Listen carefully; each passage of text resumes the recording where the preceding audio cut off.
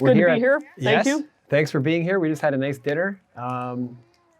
Definitely wanted to catch up with you. There's been lots of things going on at Renforth. Yeah. And everybody who's interested in Renforth needs to be following your Facebook page, because you like to give updates on, sort of how things are going with the drill and how deep and all that. So you want to kind of elaborate there? No, for sure. We have a Facebook page. It's Renforth Resources. And actually, I don't know if you saw it. Later today, I posted a cool drone video from the drill. And then we went up and we looked at our neighbor, Canadian Malartic. And then the drone panned around and looked to the north and saw LaRonde and Westwood. So all the mines nearby. So yeah, lots of fun stuff on Facebook. I put updates every morning with where the drill's at. We have a current drilling program going on right now. So yeah, you should follow it. And so you're going to be drilling all the way until Christmas? Yeah, we're probably, by the end of the day, I would guess we're about 300 meters into our 6th hole of a program that's probably going to be about 20 holes, just under 7,200 meters planned. And that takes us right through till Christmas. We're about a third of the way into the program now, so I think we'll hit that. I think it's a reasonable target for Christmas. We'll get as far as we can and bring the boys home at Christmas. So, now we hinted towards, another developing story with nickel. Mm-hmm. Is there any more you can kind of tell us about that? So yeah, we press released the Surimeau property. We acquired Surimeau the cheapest way you can. We staked the ground, and we consolidated for the first time 4 historic areas of work, which were nickel. It was worked for nickel. A bit was worked for copper, zinc, a bit of gold. There's a little bit of everything. Because what we did determine with our initial field work was there's in fact a VMS system, and then there's an ultramafic sulfide nickel. It took us a while to tell the public about it because we did some lab tests to determine that the vast majority of the nickel we were seeing was sulfide, which is the better battery grade? More easy. It's the green nickel. It's the more easily liberated nickel. So we still have both things. We're early days yet. The property's vast. It's 2 mineralized horizons, which if you line them up, there's a south and a north. If you line them up, you'd have about 50 kilometers of strike. And they are separate from each other. We've done initial field work, prospecting. We're actually going to later this month do a little bit more prospecting, try and get a little bit more information. Then we'll be assessing it over the winter, and we'll consider some drilling come winter. So, February next year, sort of timing. Well, one thing that investors look for and speculators look for is a fully funded exploration company. Mm-hmm. And that you are. That's us. Yeah. Yep. We're sitting in a good position right now. We concluded all of the work around the sale of New Alger. So that leaves us now with more than $8 million in cash and securities in the till, so to speak, and the 5 wholly owned properties, with the flagship being our Parbec, which is it's a bulk tonnage gold property on the Cadillac Break, contiguous to Canada's largest open pit gold mine. So it is your bulk tonnage gold target you asked me about a while ago. Yes. So what's your favorite part of the story right now as a CEO? Something, when you get up every day, what's the most exciting part of it? Oh, it's the drill turning. It's always exciting when the drill's turning. Yeah. It's exciting. It's exciting because I get feedback from the geologists in the field. I get updates every morning and every night as to meters drilled, but I also get updates as to the lithologies they're seeing, what they're seeing in the rock. Mm-hmm. Unfortunately, and it's a bad joke that I really worked to death the last drill program at Parbec, but Parbec's 50 shades of gray. The rock, visually, I give people rock samples that assay 13, 15 grams per ton, and it's gray, and gray. So they can't tell me looking at it what they expect the grade to be, but they can tell me when they have all the ingredients for mineralization. And that's super exciting, and then it's super frustrating to wait for it to come back from the lab. Good old labs. Labs are awesome right now. COVID did a number on them. We have 4 batches in queue for analysis right now. We're hoping to get it by the end of next week. We have a whole bunch more that's in queue for prepping. So we deliver the samples. The guys split the core, they bag it, they tag it, they securely seal it, and they deliver it in Val d'Or. And in Val-d'Or, the core is prepped. The core is crushed, it's homogenized, and it's split. And a small amount from the several kilogram sample, it's a very small sample that gets put in an envelope and securely transported from Val-d'Or to Vancouver for analysis is done in Vancouver. Yeah. So the lab is working. The prep facility is pretty backed up, and it's largely due to COVID, unfortunately. No overtime, no extra bodies, no extra shifts, downtime for cleaning. It's just backing the labs up. So the assays are going to be slower in this program, which is you take that, the excitement of knowing what the drill hits during the night, and then the wait for the assays. It's a little frustrating, but it's what it is. What would you say is somewhat of a realistic timeline given delays of the labs? And I ask this question because speculators always want to know. Oh, of course they do. So, I mean, like I said, I'm waiting on 4 batches, and 4 batches is maybe 1 drill hole. It's maybe the first hole in the program. So it's not even going to be the most indicative. It's going to be a new driller on the property, first hole. Let's see how the machine works, hole.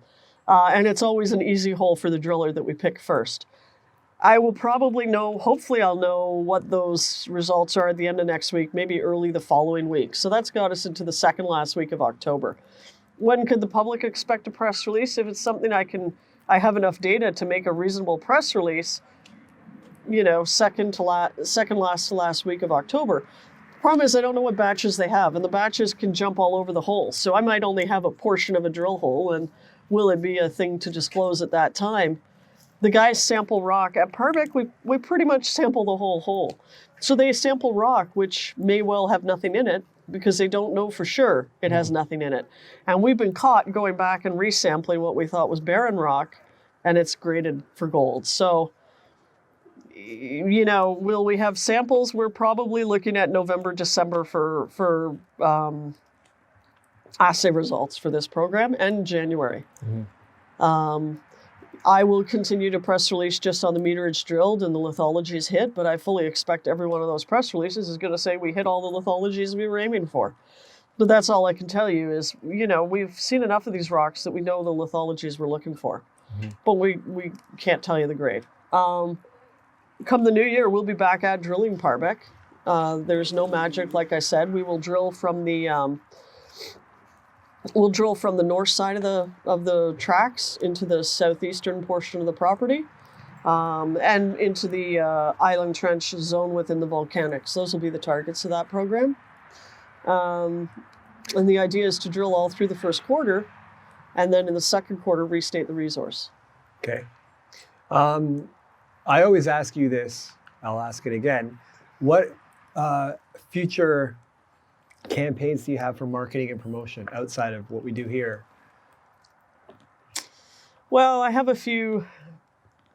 Because I see some volume in the stock. I have various people like yourself who work and talk to different audiences. And I just started working with a new fellow. And he's bringing on a marketing-specific company in the financial services industry. So I think we'll start to see there's a few things happening on the marketing front, none of which are anything that I'm going to point a finger at and name. But it's a concerted effort now through the end of the year to market. People can't make an investment decision if they don't even know you're out there. Yep. And our profile's been really, really low. You're the first company I started working with earlier this year. So, and then it took some time to find a comparable, a fit to do, I don't want to repeat what you're doing. I want to complement what you're doing. So, yeah.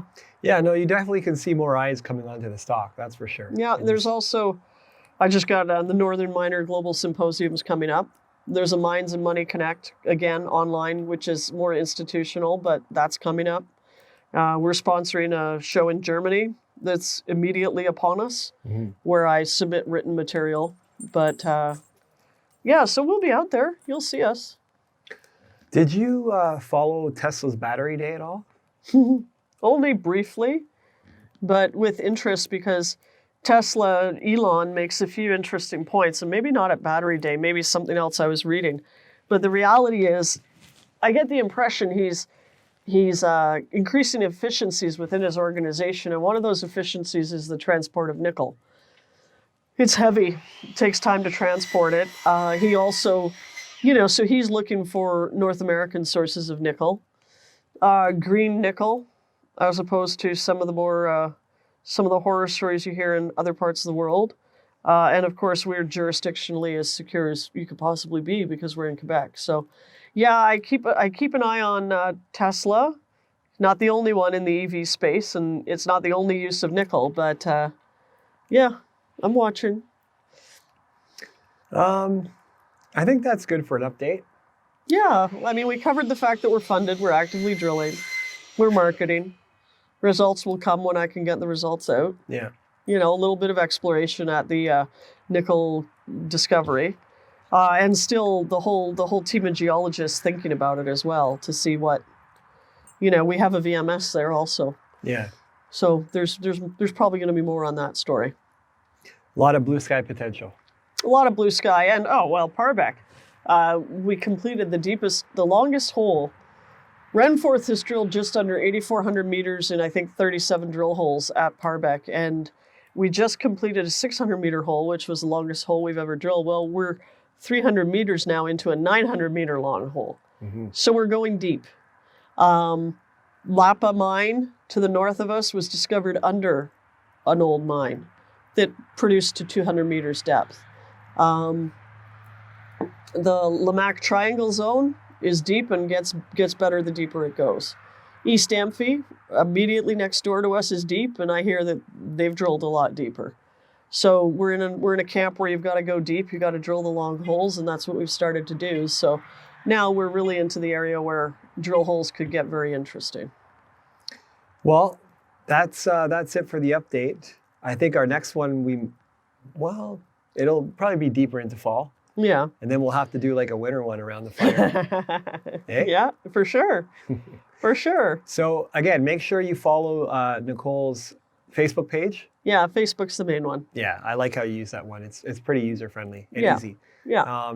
I'm Karl Boyd, president of Follow the Money. Make sure you like us on all of our platforms at FTMIG Invest on Facebook, Twitter, Instagram, LinkedIn. Thank you very much. Thank you. Cheers.